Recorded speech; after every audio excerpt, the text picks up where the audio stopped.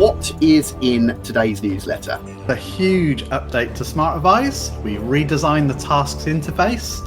The date of the Craig and Dave conference for 2025 has been confirmed. New terminology guides are coming. The Christmas coding challenges are back. And is it the end of the lesson hacker videos? Hello and welcome back to another Craig and Dave Unscripted and our monthly newsletter of what's gone on in November. But wait, what if you have no idea who we are? Well, I'm Craig and this is, I never get that right. This is Dave. Wave Dave. We're both teachers of computer science in the county of Gloucestershire. We've been teaching together now for far too long, so in a variety of schools. And about, I want to say a decade ago now, we decided to start putting some of our resources online. And well, fast forward to where we are now, and we run a company that supplies teachers and students with a range of resources, online platforms for revision and learning, resources for teachers. We have a YouTube channel with over 16 million views, delivering content for computer science, a whole range of material, a complete package essentially of resources to help teachers and students with the delivery of computer science at GCSE up to A-Level. And we cover all the major exam boards. And in this newsletter, again, if you're familiar with us, we're going to give you updates on all of our main products and what we've been doing in November. Last year, we had the inaugural Craig and Dave and Friends conference at Bronsgrove School, a packed event. It was absolutely amazing. We thoroughly enjoyed it. People were saying, we hope you repeat it. Well, we are. It's coming back, but with a different name. So yes, the Festival of Computing is back. We've kind of leveled up, so to speak. We're making it bigger and better. We're bringing on some other partners as well, so we can offer an overnight stay the night before. There'll be a 2-day event for those of you that want to come. That was something that was requested from people that had to come a long way. So there'll be an option of an overnight stay the night before with a meal.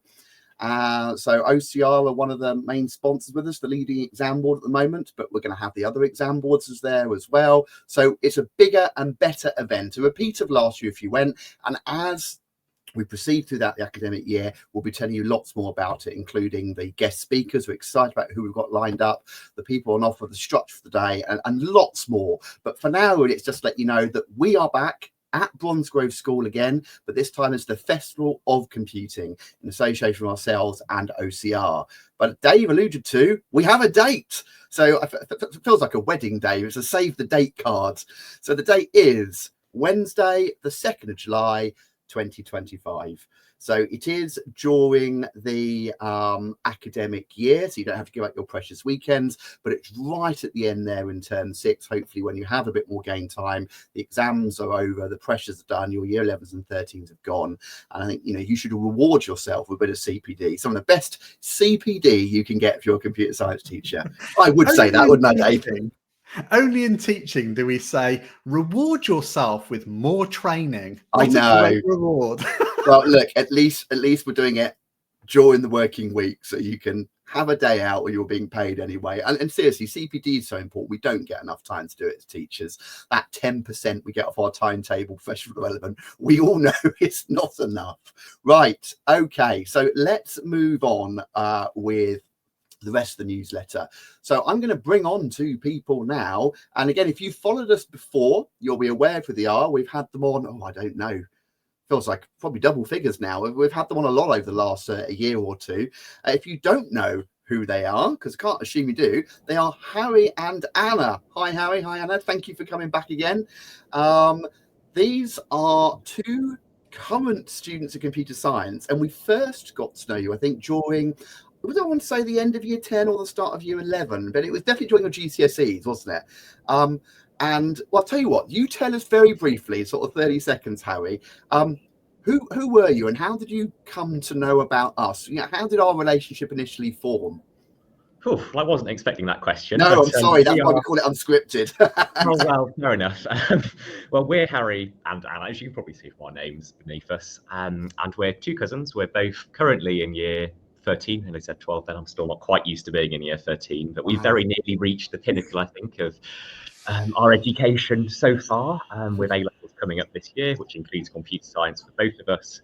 And I think you're right, Craig, in saying we've got to know you sometime around year 10. And I think probably one of us would have emailed you and said, oh, hi, what do you think about our website? And you very kindly invited us onto your Unscripted, and I think the rest is history. But we produce Mission Encodable, which is a free Python coding tutorials platform. It all couples up very nicely with Time to Code, which hopefully lots of your viewers will be familiar with. And yeah, very excited to be here talking about our new Christmas coding challenges, which are back for this year. Fantastic. Right, so that's what we're here to talk about. I say, if you want to know more about Harry and Annie, they hinted it there. Missionencodable.com is the website, and we have a whole series. If you look back through our unscripted videos on YouTube, you'll find a whole series where we introduce them. We go through Mission Encodable, what it is. Fantastic site, completely free, as is Time to Code. And in the early days, we got together with Harry and Anna, and we have actually aligned our offering, Time to Code, and Harry and Anna's Mission Encodable, so that they sync up exactly. So if you're at a particular stage or level in our scheme of work for programming, Harry and Anna's matches, but you can switch between them to get different challenges and different styles. It's one of the biggest things we have. We like what you've got, but have you got more? Well, there's a whole other platform here produced by real students who've been undertaking computer science, not a couple of middle-aged gits like me and Dave. Right, and one thing Harry and Anna do really well, we wish we'd have the capacity, and sometimes we're envious, I think, of what you guys manage to do, is you throw in some great seasonal stuff, and not more so than the Christmas one. So I think we had you on last year, but you're back again, so that's why we brought you on today, the Christmas Python Challenges, missionencodable.com/Christmas. So which one of you is going to talk to us about that? Because that's what you're here for today, obviously. I think it's your turn, Anna. Oh, it's my turn. Okay. So our Christmas coding challenges are just a set of really fun, I think, seasonal challenges that you can do as a student, that you can give to your students. So we have one for each level, and that the project only uses concepts covered in that level or the levels before it. So if you have completed, for example, level 3 of our Python course or of Time to Code's Python course, you'll be perfect for this Christmas tree generator project. And so we have 10 because we have 10 levels. So you can just get a bit of extra fun seasonal practice in. It's, I think, more fun than watching some bad Christmas movie that you only get 40 minutes into right at the end of term. And then you watch the same 40 minutes the next year. So we have 10 different challenges that you can undertake. And I will just show you in more detail our elf name generator, because I think this is quite fun. And I think really the question we're asking ourselves is, Craig or Dave, what is your elf name? Dear. See, we're not ready for this either. We didn't know this question was We've got them back now. Right, I'm going to step up. Enter your first initial in uppercase. That'll be a C for me, please, Anna. Yep. That'll be a consonant, please, Carol. Or sorry, Rachel Riley for the younger audience. Enter your birth month as a number from 1 to 12. That'll be February for me, second. Second. Oh, your tiny candy cane. I'm not sure how I feel about that, but let's go with it. Fantastic. So I can already. Craig's got a tiny candy cane. Thank you, Dave. Right, moving on. Right, so I can already see behind the scenes, because obviously, there's if statements in here. I can already see the constructs that the students would have been learning. This was level 5, was this one? Level 5, yeah. So I think this is lists and all of the things that come with that, and then any other concepts from previous levels.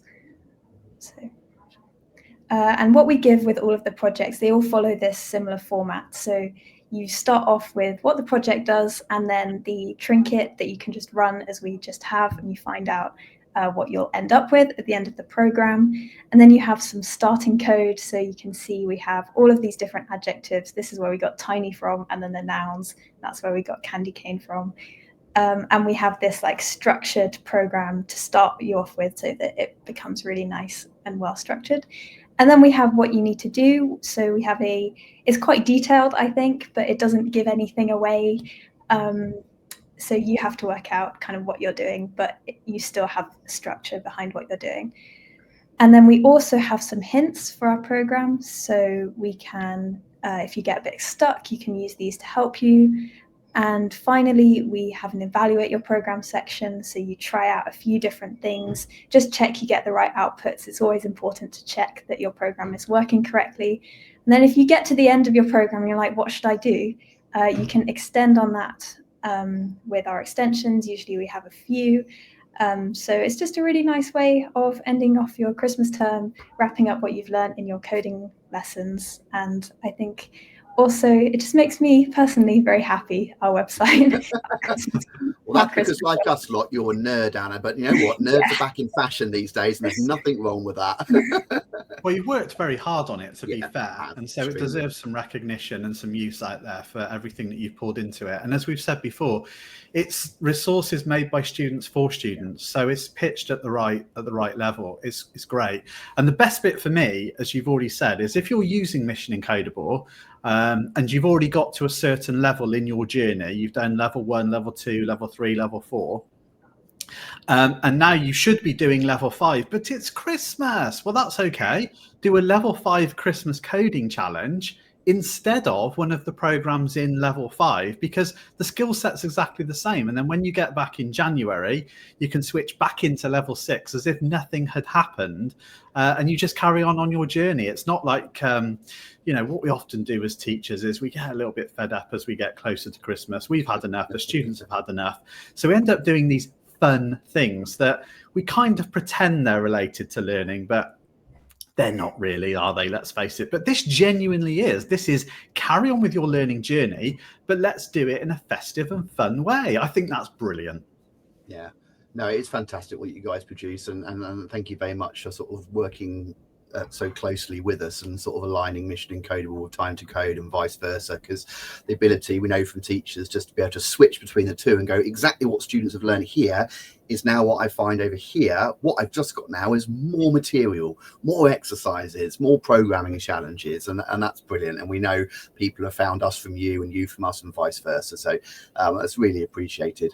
Well, thank you very much. That's all we need from you two. Is there anything else you just want to add before we say goodbye and move on with our newsletter? Oh, I mean, thank you so much, as ever, for letting us come on and speak to everyone who's watching this. I would just say to anyone who is watching as well, that if you do decide to have a go at our Christmas coding challenges, maybe if you do some of the extensions and you make a program that's really unique or that you're particularly proud of, then do send it in to us, because we always love seeing your code. So yeah, get in touch with what you think, and thanks so much, both of you, again. And sorry about the tiny candy canes as well. That was not fancy. No, that was brilliant. That was I feel like that's going to be stuck now, isn't it? That's my festive elf name. It's official. You heard it here first. Thank you, Harry and Anna. I love it. And by the way, just the final mention, guys, because you haven't mentioned it, there is more on the Mission Encodable site as well. Go and have a look. If you're a teacher, go and have a look at missionencodable.com, because you're going to find on there some posters that you can put up around your classroom, pioneers of computing. There's other stuff as well in the works. So brilliant. Yeah, missionencodable.com. Just bookmark it if you haven't already. So we're talking about the /Christmas stuff today, but there's loads more there. Right, thank you both of you. We're going to carry on with our newsletter, but thank you for joining us. Bye-bye for now.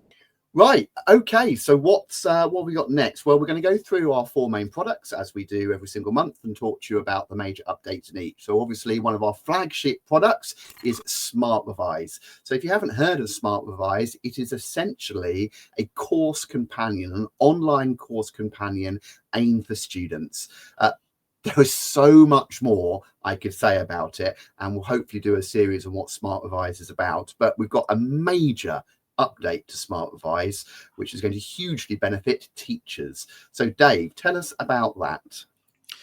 Oh, sorry, we both clicked at the same time again. Right. We need to decide who's doing the clicking, I think. But anyway,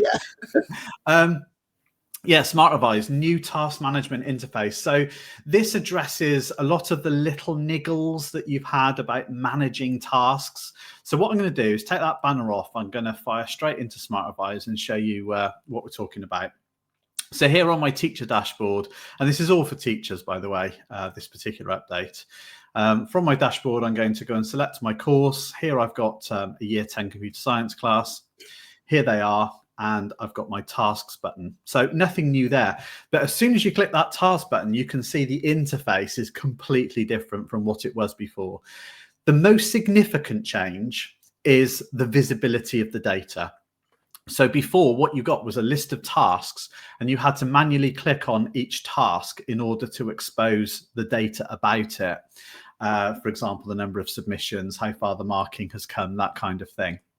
Now, there's no expanding the task in that sense. It's all here on one screen.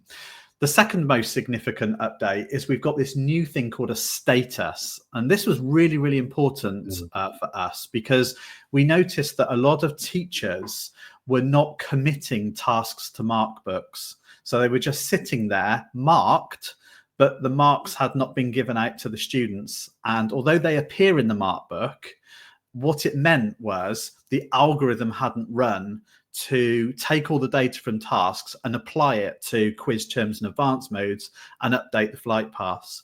So if you want the whole system to share one data set, you do need to release the marks to students. But committing to the mark book didn't make a huge amount of sense, because the marks were already in the mark book. And so it was a bit confusing for teachers. So we've renamed that to release marks instead of commit marks, which makes a little bit more sense. So you can see here that I've got an end of topic test. It's all been submitted. It's all been marked. That's what the green bars are. And marks can be released. And so it tells you, you know, with a red background or a hot pink background, this is what you need to do with this to finalize it. So I can click on there. It'll take me to the individual task, and I can see that all my students are ready to have the marks released, and I can click release marks and release all. There we go. And that's going to update the data across the entire system, including the flight paths for the students. And you can see that the status is updated here to no action needed. So it's really, really obvious to a teacher what you need to do in order to progress that task into the workflow. So that's one significant thing. The other niggly thing that you were asking us for is, can we please see all the questions that were in the task? Here they all are. Here are the questions in that task. So we know a lot of you have been asking for that. So there it is. Fantastic. Couple of other notable things that have changed here. You can see now that the status of this end of topic test has changed to can be archived. And so if I select that and archive the task, you will see that it then goes down into this little panel at the bottom here of my archive tasks. And what you can do is bring a task in and out of archiving. We had this thing called tidy up before. No one really knew what it did, and everyone was frightened of pressing it. But this idea of archiving and unarchiving tasks is very familiar to people. So you can select on those particular tasks. It tells you the task has been archived, and you can manage it and unarchive it if you want to. So the whole visibility of task data is so much more improved. But please, just a plea on behalf of all your students, if anything is in hot pink, please, teachers, will you action it? Because you're actually holding data back from the students if you don't take the action on a hot pink background. So I think really that's the nuts and bolts of the change there, Craig.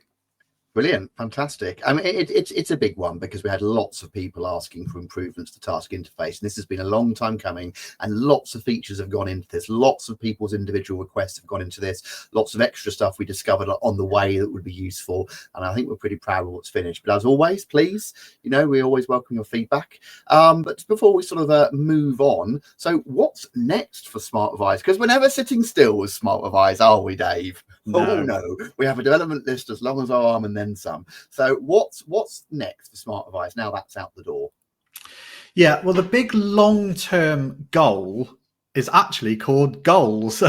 Surprisingly, it is something that we discussed at the conference last year. So if you joined us in July last year at our conference, you know what this is. It's effectively looking at all the data for a student in the system and then creating them a diet of questions that is going to keep them on track for their flight path. Because at the moment, it's still quite reliant on teachers setting tasks and then releasing the marks to the students, really important, or for the student themselves to look at their individual revision report, which we now call a summary report, looking at the pie charts and then undertaking questions in quiz terms in advance of themselves. Well, we think the system can do better than that and can actually suggest a diet of questions to students to give them something appropriate and to keep them on track. That's a long-term feature. That's something that's going to bubble away in the background, may not be available even until the conference next year. We've got no timescale on that. We're not going to try and get it out the door as quickly as possible, because it's important that we do the analysis and understand and get the algorithms right for it to decide what an appropriate diet for a student is, depending on where they are, where they've got to get to, what their current progress is. There's quite a lot involved there in terms of analysing the data, so we've got to get that right. So that's the long-term goal, which will bubble away in the background. But while we're doing that, we also want to focus on some of the other features that you've been asking for as well. And so we just want to highlight really the top sort of 4 things that you've been asking for. And if you have a preference, then please get in touch with us, because every time someone sends us an email and says, oh, we'd really like this in Smart Revise, we take that quite seriously, and it gets added to this Kanban board. And we don't promise to be able to do everything quickly, but everything on here is something that we would like to do at some point. And what we tend to do is look at the top sort of further analysis to be required column and the development agreed column to decide what we do next once the in development things have happened. And so what you'll see in development at the moment is AI marking has more awareness of the specific course specifications. That's something that we're working on. And this idea of getting it, it's in code review at the moment, this idea of a commit to markbook option that's automatic. So if you set a task that only contains quiz questions or is only contains quiz questions or AI marking, there's an option to automatically release the marks so it's not dependent on the teacher. We know that's the #1 thing you're all asking for. It's currently in code review and testing, so that's imminent. And then there are other things that we're working on. Not least, it would be remiss of me to not remind everyone of the update to the actual task marking interface itself. So the interface that students and teachers use to actually mark a task, that's something that we're also going to be working on very soon. That's the next thing really that's in development pipeline at the moment. And then beyond that, we just really need you to suggest to us, look, we want to do all the things here, but there's an awful lot of things that you've asked us for. What are the things that are most important? So I'm going to pick up the top sort of 4 things that have been waiting, and then you can contact us to try and influence the development. So the first is being able to add and delete questions from a task. Once you can see all the questions in the task. So at the moment, you tell Smart Revise how many questions you want out of quiz terms in advance, and it auto generates those questions for you. And you can replace a question, but what you can't do is add and delete questions at that phase. So if that's something that you want to be able to do, then please let us know. It will happen. It's just a question of when it happens. The next thing is an option to prioritize certain questions when it chooses the questions for a task. So do you want it to prioritize AI markable questions? Do you want it to prioritize questions that haven't been asked in previous tasks for that class before? And we want to introduce some levers that essentially put priorities in place when it generates those questions, because at the moment it's kind of selecting a sort of random selection for you, and we think that we can put some levers in there to say, well, yeah, pick some random questions, but I want you to prioritize this, this and this, so that you've got a little bit more control. Long term, we might build a complete question builder system where you can essentially generate your own papers like you do in things like Exam Builder and Exam Pro. But the unique selling point of Smart Revise is that it saves you time. So we don't really want to put that forward as the key feature that you have to build your own tests. That, you know, we want to reduce your workload. So it's selecting questions for you as a unique selling point. We want to keep that, but there are some levers that we could put in place. The next thing is a deck builder for advanced mode primarily. So at the moment, if you go to terms, you have to choose, do you want to look at the red cards, the orange cards, the green cards, the ones you haven't assessed, those kinds of things, before it actually gives you the cards. And we think advanced is a bit frightening for a lot of students at the moment. They click advanced and immediately they see like a 6-mark question, and it's just intimidating. What we think we can do is build a queue system, if you like, in advance, so that it ramps the difficulty up a bit more slowly for the students. Start with the 1 markers and 2 markers, get into the 4 markers, the 6 markers. But of course, for some students, that wouldn't necessarily be appropriate, and they want to have a little bit more control. So there's an option we're thinking about here where they can say, prioritize the hard questions, or, you know, show me the medium ones, show me the 6 markers, give me a justified question, you know, those kinds of things. And we can build that into advance if you want. Again, it will happen. It's just a question of what do you want the priority to be. And finally, the final thing we're asking you about this month is what we call QA for tasks. So do you want, at the moment, what it does, let me explain this. What it does at the moment is when you set a task, the students, because it's supposed to be a test, tasks were always supposed to be tests, but teachers are using them in different ways. So we built it so that a student has to answer a question, then they have to answer a question, then they have to answer a question until the task is done. And they can navigate backwards and forwards between the questions like it would be a real exam. Then once they submit that task, then it goes into the marking phase. And if it's a self-assessed task, they have to then mark. And if it's the teacher, then they obviously mark, right? But there is potential for an alternative approach that you've been asking for, which is ask them the question, then allow them to mark it if it's a self-assessed task, then show them the next question, then allow them to mark it. So tasks works like advance, but obviously it's more directed by the teacher. So again, that would be an option. We wouldn't change the way tasks works because lots of you use it for tests. But if you want to use it in a you know, more student directed way, that's an opportunity. So instead of QQQ, you know, MMM would be more appropriate, mark. So instead of QQQ, MMM, it'd be QM. Hopefully that makes some sense. Anyway, you need to get in touch with us. Tell us what your priorities are, and whichever one wins is the thing that we'll do next. Yeah. If you don't tell us, we'll make it up. So, you know, we do like to hear from you guys. We meet every Monday to discuss requests from users. And I'd say at least half of our features in Smart Revise, if not more, come directly from user requests. Right, that's everything from Smart Revise. But to say, if it's the first time you're coming across Smart Revise, you've not heard about it before, you want to know where to go to learn more, then we've got a website. I did have the link somewhere. I have to confess, I've just accidentally deleted it. Why did you do that? I'm sorry. I just clicked. Stop fiddling about. So yes, if you've not heard of Smart Revise before, go over to smartrevise.co.uk. That's while I was fumbling around. Dave deleted the banner, and you'll find our promotional site. It instantly asks if you're a teacher or a student. You can dive in appropriately, and you can find out all about the product, including full exposure there on sort of pricing models and everything else. But that is Smart Revise. Thanks for that, Dave. So, right.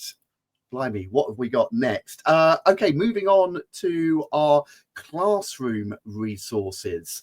We've had a major update to our terminology guides across all our courses. And this is, again, another piece of work that Dave's been doing. So, yeah, these are substantially different. There's a reason we've changed them. And basically, we've aligned our terminology across our platforms, whether you come across a term in Smart Revise, whether it's something you've got through our teaching resources. So tell us about the new terminology guides, which can be found in the classroom resources for teachers, Dave. Yeah, so we haven't actually released this out on our website yet. You can't actually download it today, but we have created all the documents. Essentially, what we've done is created some reports in the back end of Smart Revise that allow us to export the terms in a way so that these are PDF documents, exactly match the terms that you would get in Smart Advice. So if you're only a Classroom Resources premium member and you don't use Smart Advice, then you'll be familiar with having these Word and PDF documents. So completely changed to exactly match the terms in Smart Advice. The reason we've done it, why was there a difference? There was a difference because the original terminology guides were written at a time when the specifications were new. And we didn't really know what the definitions were going to be. So we took a pragmatic approach of using definitions from the British Computer Society. We put those out there. But of course, as the specifications mature and as you get more past papers and mark schemes and specifications get updated, it becomes more obvious the kinds of things that examiners are looking for. And therefore, we are able to then tweak those and make the definitions a little bit less verbose, very much more bullet point that you would expect students to write in exams. So this is quite a huge, well, it's a rewrite. It's a huge update to the terms. And I've gone a little stage further as well, because it's so easy now to generate these reports. What you'll get as a premium member, you will be able to download a single PDF of every single term in that course, share it with your students. But also, I've generated separate documents for every single SLR. So if you just want to share, for example, SLR 5's terms with the students, then you can give them a single PDF of just the terms in SLR 5. So yeah, this is a much more dynamic system for us, and it means it exactly matches Smart Advice. Right. Marvelous. Oh, I removed Dave from the stream. I deleted Dave. Love that. It's no longer Craig and Dave, it's just Craig and right. Okay, I meant to remove the PDF. Oh, I love an unscripted. Okay, so moving on, that's the updates to Smart Revise, the Classroom Resources. Obviously, one of our major sources, if you are unaware, is we have a YouTube channel, and our YouTube channel has over 1,000 videos on it, and they're each matched exactly to a particular GCSE or A-level exam specification, and we have videos for every single bullet point of those specs, pin sharp focus. So for 60 million views, 50,000 plus subscribers, it was one of the first products and one of the ones we're both well known for. So if you're coming across us for the first time, you're not aware of the YouTube channel, head over and take a look. But the current update for the last month is I'm working on the AQA A-Level Remastered videos. That's actually slightly out of date now. It's SLR 1 to 5. I uploaded 5 yesterday. So the first 5 topics from Dave's editing it live. Look at this. Edit live. SLRs 1 through 5 are now available. So you can see there, that's programming basics, programming next steps, programming paradigms, data structures, and algorithms. So some of the quite chunky SLRs. We're releasing a topic. We call them SLRs, that's structured learning records. We're releasing a topic. It was once a fortnight. We're hoping to speed up a bit now and give you a topic about once a week. There's 27 in total, as 185 videos covering the entire AQA A-Level. The OCR equivalent has already been remastered and entirely live. But if you are an AQA follower, all 1,500 PowerPoint slides that make up those 185 remastered videos are already fully available for you to download as part of your school's premium membership. It's just the videos online we are lagging behind as we're getting some final sort of post-production audio editing work done. But we hope to get a topic out a month, but they're going to carry on coming out throughout the academic year. Yeah. Now, the best place to access these videos, although we're showing you YouTube, is actually from our student site, and that's student.craiganddave.org. And all that is essentially a website that embeds all the videos from YouTube. So why would you use that? Well, in a nutshell, very quickly, the videos on YouTube are not static. We improve them. If we get feedback, or if we think there needs to be a little more depth, or an exam paper comes out and we go, oh, there's a great nugget in that year's exam question, but that should really go in the video. We update the videos. We tweak and update and improve the videos constantly, but you cannot replace a static video in YouTube without completely changing the URL, which breaks everyone's links, because lots of you out there embed our videos into your VLEs or your own websites you make. Well, if you use the links to our videos from our student site, they are static links. We promise those links will never change. We change the video on YouTube, and then we update the embedded video within the student site. So please, if possible, link to our videos from student.craiganddave.org. It is the exact YouTube videos, but you are guaranteed always to have the latest version, and you're guaranteed that the links won't break when we update or improve them. It's the best way to go. Anything else to say about the video series at all before we move on to the final bits of this video, Dave? Just to say, why would you want those videos? Well, you would want them, yes, because they cover everything you need to know for exams, but these new videos have better illustrations, oh yes, better notes, better audio. They are overall better. Yes, fully remastered. Yes, this was our oldest video, one of our oldest video series, and it shows the new videos are leaps and bounds better than the old ones. Right. Well, that's actually the main areas of our site we want to talk about. But if you are a follower of ours and you watch our YouTube series, you'll be well aware of a video series that's been going for pretty much the last year from another Dave Morgan. His name is Craig and Dave, and Dave's been producing a video a week religiously for a year under the title The Lesson Hacker series, and they are fantastic videos. We're not just saying that, they're so much more interesting than the ones I make on YouTube, but then the ones I make are purely learning theory revision videos. Dave's are a lot more fun and interesting, but he's been going, I can't believe it, he's been going for a year. I mean, we are either at or about to hit 52 videos. I feel like we're very close. Yeah, at time of recording, next week will be the 52nd episode. 52nd episode. So that's a year of the Lesson Hacker. So Dave, is that the end? Is that the end of the Lesson Hacker videos? Because they're great. It is. I can no longer have David Morgan impersonating Dave Hilliard. I am the OG Dave, and I will not have it anymore. Here we go. Dave Morgan, gone. No. Just like Alan Sugar there. Dave, you're fired. No, you're not fired because you're great. We're just going to evolve and change what Dave does, aren't we? Yeah, we are, to be fair. So as Craig said, we love Dave's videos. They're 5-minute long. They focus on contemporary issues in computer science, often related to ethics and artificial intelligence. They're great for class discussions, and they've got fertile questions. You can facilitate those class discussions with the students in your classroom in the video descriptions. So they're great. However, we know that some of you are asking for something a little bit different.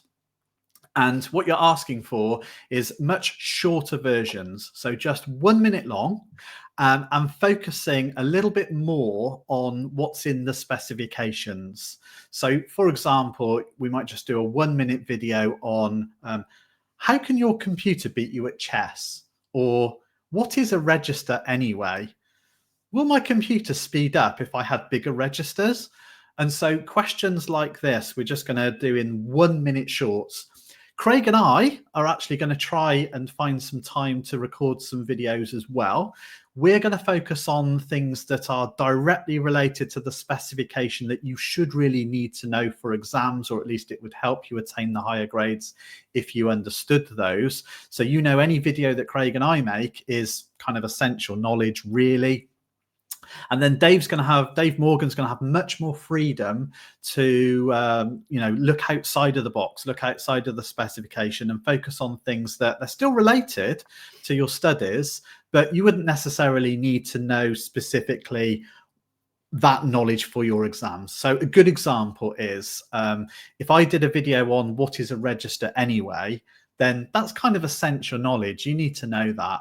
If Dave Morgan does one on why can your computer beat you at chess, really interesting, but you probably don't need to know that specifically for exams. So that's how we're going to sort of differentiate the two, but we don't want to lose Dave Morgan's, fun and interesting style. So that's what's going to happen there. There you go. That's an awful lot we've covered, but then an awful lot goes on in a month at Craig and Dave. So we're going to wrap that up there, but as I say, we've given you lots of links today. We've mentioned Smart Revise, we've mentioned the website and student. Look, whether you're a regular viewer or you're seeing us for the first time, if there's one link we'd ask you to bookmark, it's our main website, craiganddave.org. If you go there, you've got all our latest news, and then as you scroll through the page, the main products we've been talking about today and the main products we talk about each month are on there, and they link off to separate sites. You can learn about our online course companion, Smart Revise. You can find links to our latest videos and our classroom resources. Everything we've talked about, including Time to Code and our Festival of Computing, it's all linked off that main site. So if there's one site for you to look at today, it is craiganddave.org. We will be back next month, though, with another video, and we'll be giving you an update on everything we do in December, because we don't go to sleep. Oh, Dave, I was going to do that as a separate 1 minute thing. Well, we are going to do it as a separate 1 minute thing, but to tag on to the end of the newsletter, because you can never have too much Craig and Dave. Right, okay, I was about to cut out there, but you can tell us the great and scripted. Yes, we've got one more newsletter coming this month in December, and we like to do that a bit different. So look, does your teacher, or indeed your class, if you're a teacher and you watch these, deserve a shout out from Craig and Dave? This is the time to email us. We'll be recording this video slightly earlier in December than we normally do, because obviously we have the whole Christmas section, so probably sort of like towards the end of the second or the third week of December. But if you're watching this, don't hang about. Yeah, is there a great teacher that inspires you? You know, one that you look forward to computer science? Let us know the teacher, maybe even a little anecdote about the teacher. Or what if you've got a particularly great class? We know all the classes are the same. We don't prefer any classes over any others as teachers, but we do. Is there a particular class you're like, you know what, I really look forward to Thursday period 3 and 4. I've got my double year 11s, or I've got my A-level class, and they work so hard. You know, let us know and we'll give them a shout out. We'll do that in December. So we love doing those, don't we, Dave? We absolutely love it. It genuinely, it brings a smile to our face, and it makes the job worthwhile. So that's what the December update is going to be all about. So email us admin@craiganddave.co.uk with your shout out. Do not forget to include, if you're a student, do not forget to include the name of your teacher, the name of your school, really important. And obviously, if you're a teacher, do not forget to tell us the name of your class, what they're actually studying in terms of computer science, GCSE or A-level, and don't forget to tell us what school you're at. Yeah, brilliant. Right, well, that's us for now. We'll see you for a Christmas newsletter update in a few weeks' time. Thanks for now. Bye-bye.